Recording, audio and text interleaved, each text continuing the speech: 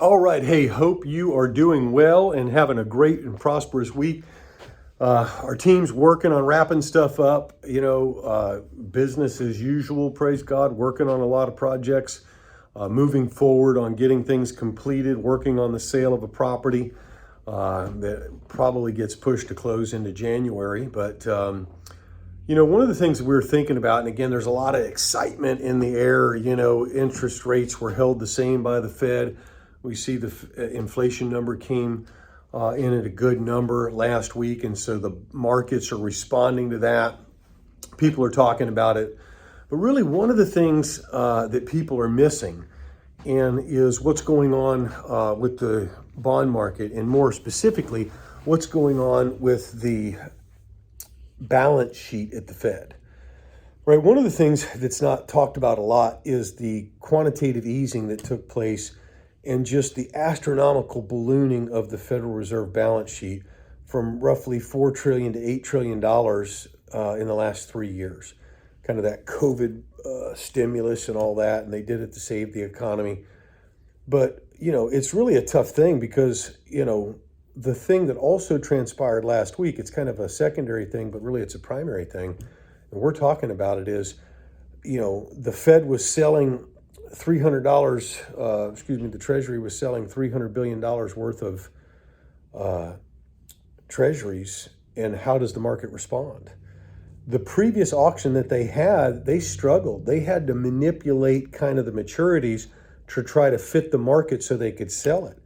And, we've entered into a phase where the Fed is also entering into a quantitative tightening, meaning that every month as a certain number of treasuries expire, they're letting them expire. They're not renewing them. And so that becomes, a greater difficulty or more marketplace, more bonds that the marketplace has to absorb.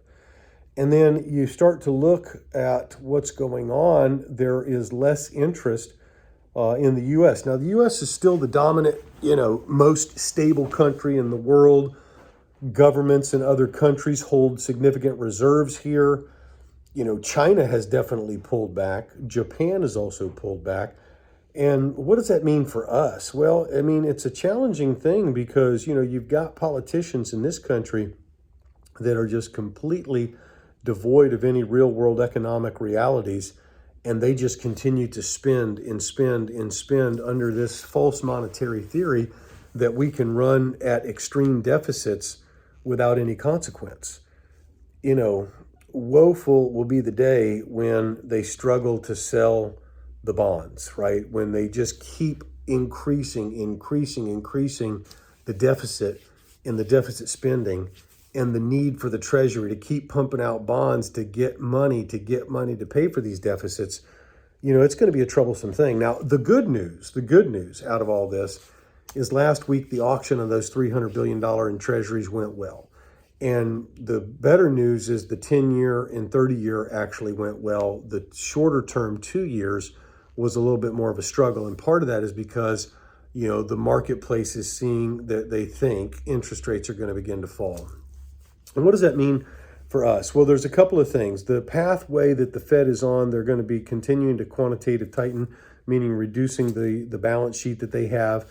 They probably begin to see in May a ability to not only cut interest rates, meaning the overnight lending rate, which affects short-term rates, but then also a ability to stop letting so many bonds expire, and then not as much quantitative tightening, not as much bonds expiring, and them slowing down that process. So again, what would that do for us? What does it do for the overall marketplace?